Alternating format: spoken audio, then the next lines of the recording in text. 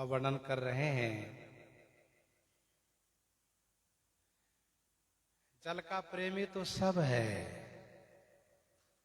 हम भी हैं, आप भी हैं, लेकिन सच्चा प्रेमी मछली है। मकर उरग दादुर कमठ जल जीवन जल गे।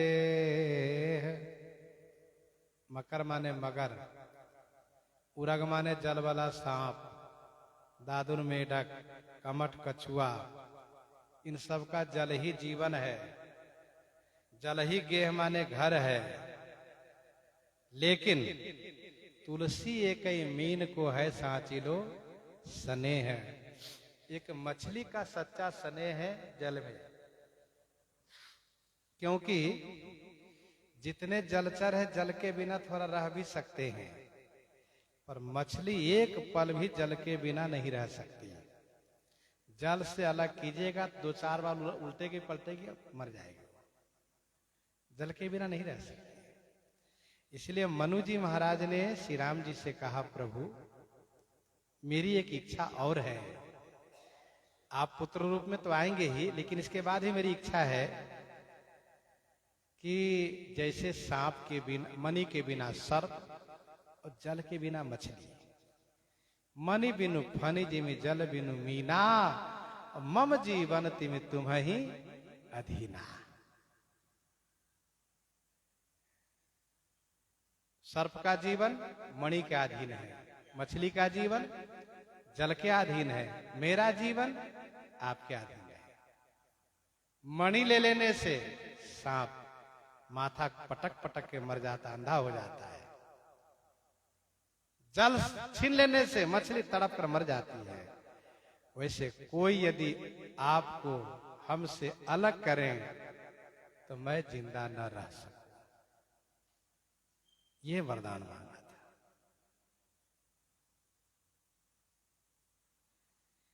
गोस्वामी जी और आगे दोहा में कहते हैं कि जिसका जिसमें सहज प्रेम हो जाता है, वो प्रेम मरने के बाद भी नहीं जाता है। लोग कहते हैं ना, मर जाए सब समाप्त हो जाए, खेल खत्म हो जाए। कहना ये ना समझी वाली बात है। मर जाओ समाप्त हो जाएगा, ये नहीं हो सकता है। जिसका जहां प्रेम होगा वह मरने के बाद भी वहां वो स्पर्श करेगा, मिलेगा जरूर। एक अच्छे संत जी सुना रहे थे,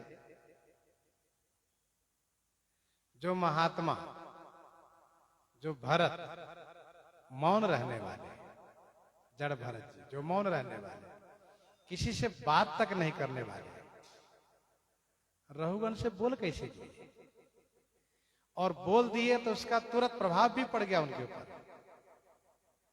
तो संत जी ने कहा, जानते हो ये रहुगण कोई और नहीं है, ये पूर्व जन्म के वही हिरण के बच्चा है,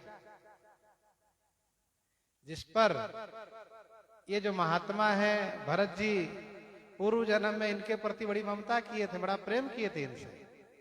वो अभी जन्म वो राजा बना, ये साधु के साधु बने हैं।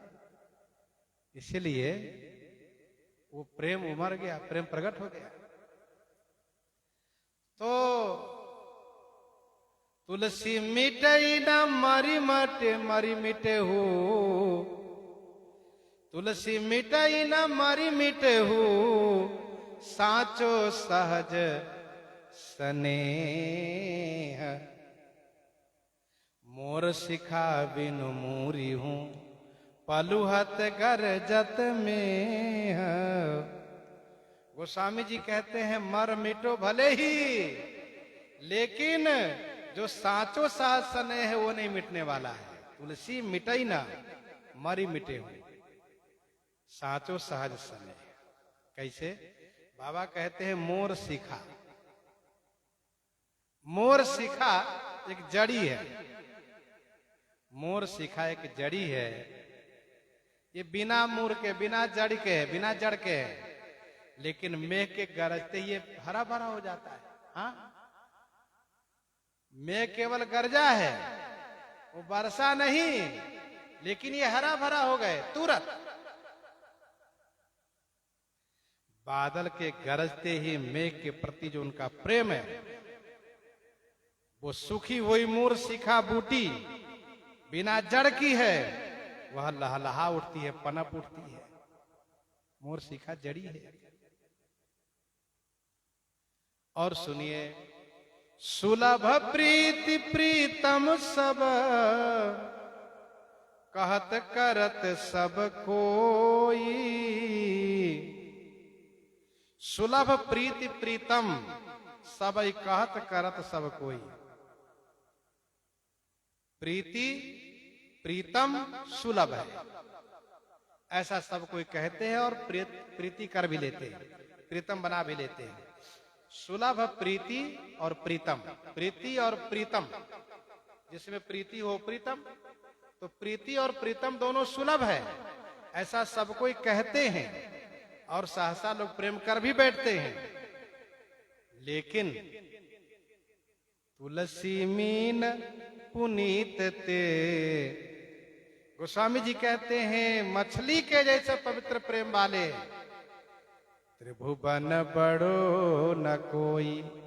तीनों भुवन में इनसे बड़ा कोई है ही नहीं, ऐसा प्रेमी कोई नहीं है।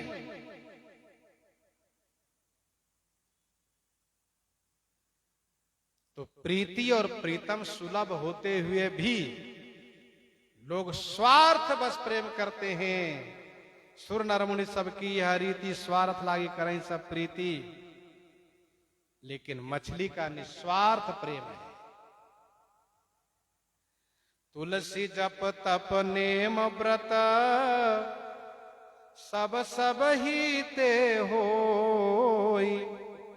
लहई बड़ाई देवता इष्ट देव जब होई। तुलसी जप तप नेम व्रत सब सब ही ते होई। गोस्वामी जी कहते हैं जप तप नेम व्रत ये सब सबसे होता है। लहई बड़ाई देवता, लेकिन वह भक्त बड़ाई पाता है। लहई बड़ाई कौन? जिसके देवता, जिस भक्त के देवता इष्ट देव जब बन जाए। इष्ट देव का मतलब मनचाहा देव। देखो, हर कोई थोड़ा बहुत जप तप नेम व्रत कर लेता है, लेकिन बड़ाई का पात्र वो होता है जिसके भगवान उसके इष्ट देवता बन जाते हो।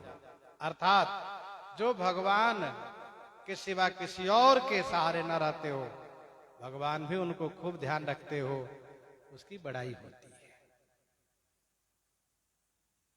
कुदिन हित सो हित सुदिन हितया न हित किन होई।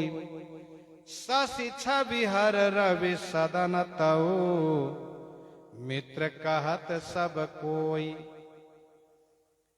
गोस्वामी जी कहते सच्चे मित्र कौन है वो देखो। कुदिन हित सो हित सुदिन हित अनहित किन होई। जो कुदिन माने बुरे दिन में हित करें, जो बुरे दिन में सहायता करे, हितकारी हो, सो हित। कुदिन हित सो, वही वास्तव में हितकारी है।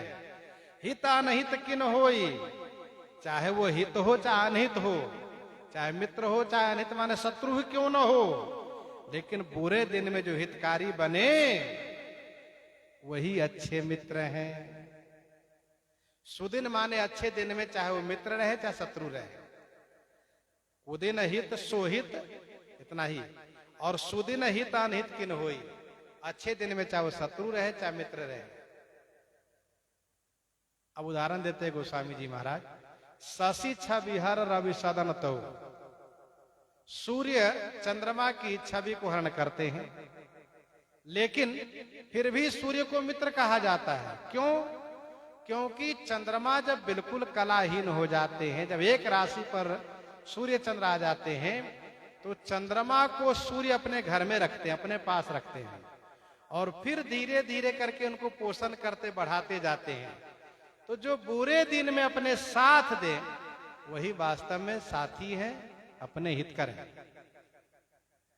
अब अच्छे दिन में तो सूर्य भी उसके शत्रु है चंद्रमा के, क्योंकि उसके प्रकाश को हरण कर लेते हैं। लेकिन जब कोई तेज नहीं रहता तो अपने घर में रख करके, अमावस को घर में रख करके और फिर प्रतिपदा से उनको बढ़ाते हैं, सहयोग करते हैं। इसीलिए सूर्य मित्र कहलाता है। मित्र कहत सब कोई, सूर्य का नाम भी एक मित्र है। कै लघु कै बड़ मित्र भला, सम स्नेह दुख होई। तुलसी ज्यों मधु घृत, तुलसी ज्यों घृत मधु सरिस, मिले महाविष होई। कै लघु कै बड़ मित्र भला, सम स्नेह दुख होई। कै माने अथवा तो थोड़ा कम हो, छोटा हो, अथवा थोड़ा बड़ा हो। कै लघु कै बड़ मित्र भला, ये मित्र अच्छे होते हैं। बिल्कुल बराबर का है, अवस्था में, वैभव में, व्यवस्था में, व्यवहार में, मान सम्मान में, सब जगह यदि बिल्कुल बराबर है तो मित्रता चलेगी नहीं। क्यों? उसके मन में बात आ जाए कि हम इनसे कम क्या है। और प्रीति का अंग है प्रणय। जब तक इस बात की अनुभूति न हो कि हम छोटे हैं, इन्होंने मेरे ऊपर अनुग्रह किया, जो मुझे मित्र बनाया है, तो मित्रता चलती है। कै लघु कै बड़ मित्र भला, सम स्नेह दुख होई। गोस्वामी जी कहते जैसे घी और मधु दोनों बहुत उत्तम चीज है। घी खाइए, मधु खाइए, अच्छी बात है। लेकिन यदि दोनों को बिल्कुल बराबर मात्रा में मिला दीजिए तो जहर हो जाएगा। घी और शहद को बिल्कुल बराबर मात्रा में मिला देंगे नाप तोल करके तो महाविष हो जाएगा। विषम मात्रा में, अलग अलग मात्रा में इसका उपयोग कीजिए, आपको लाभ होगा। बराबर मात्रा होते ही मृत्यु कारण बन जाएगा। मान्य मीत सो सुख चाहई, सो न छुअई छल छाह।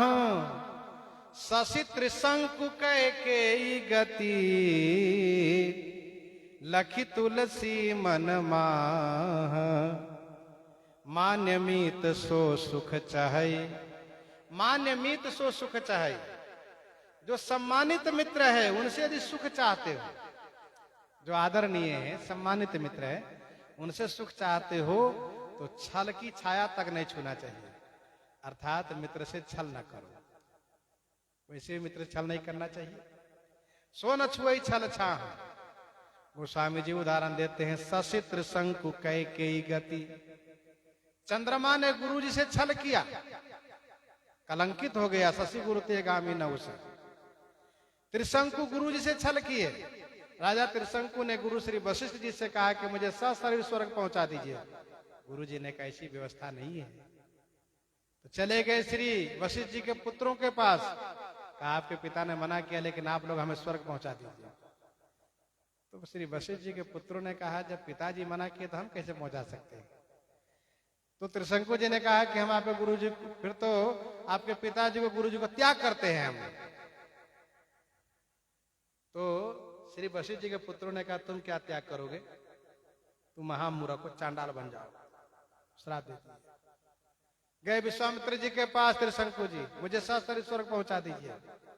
विश्वामित्र जी यज्ञ शुरू किए, कोई यज्ञ में नहीं आए। क्या सोच करके, जिस यज्ञ के जजमान चांडाल है, यज्ञ कराने वाले क्षत्रिय वहां नहीं जाना है, नहीं आए।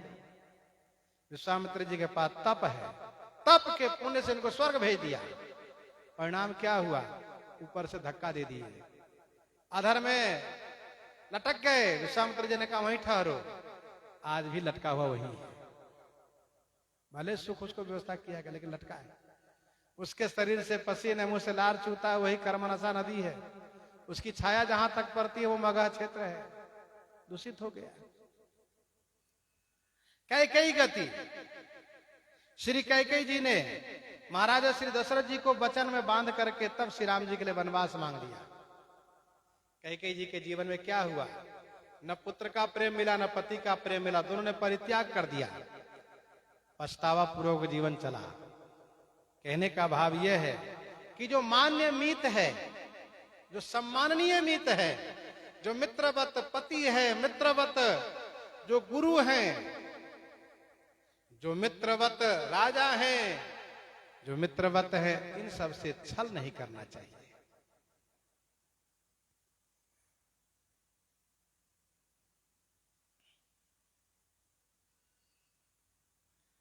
कहिए कठिन कृत कोमल हूं, हित हठि होय सहाय, पलक पानी पर ओढ़ियत, समुझि कुघाई सुघाई।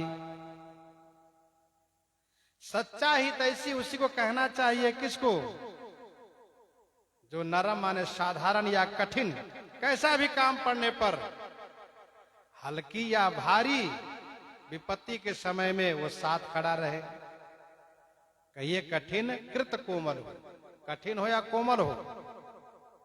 हित हठी हो सहाय, हितकर वो है, हितैषी वो है कि हट करके सहायक बनते हो।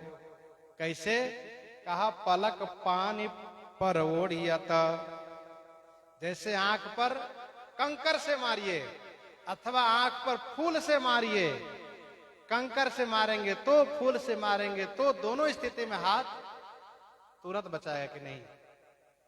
चाहे कोमल चोट हो, चाहे गरु चोट हो, चाहे कठोर चोट हो, चाहे कोमल चोट हो, चाहे थोड़ा कष्ट हो, चाहे बड़ा कष्ट हो, जो साथ खड़े रहें वो सच्चे हितैषी होते हैं। कुघाई और सुघाई, कुघाई माने कुघात, बुरी घात, सुघाई माने सुघात माने फूल की चोट। तो ये सच्चे मित्र कहे जाते, बिना कहे जो साथ खड़े रहें।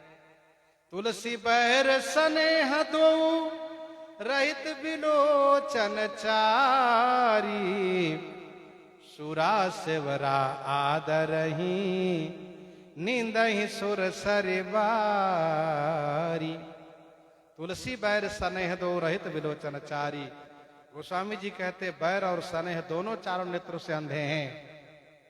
सूरा सेवरा आदरे, सेवरा जो कनफट्टा है बामार्गी, वह सूरा माने मदिरा को आदर करता है और गंगा जी के जल को निरादर करता है। तो बैर और प्रेम दोनों अंधा है। इस प्रकार से गोस्वामी जी वर्णन कर रहे हैं। इन्हीं के साथ आज सीताराम सीताराम सीता राम सीताराम।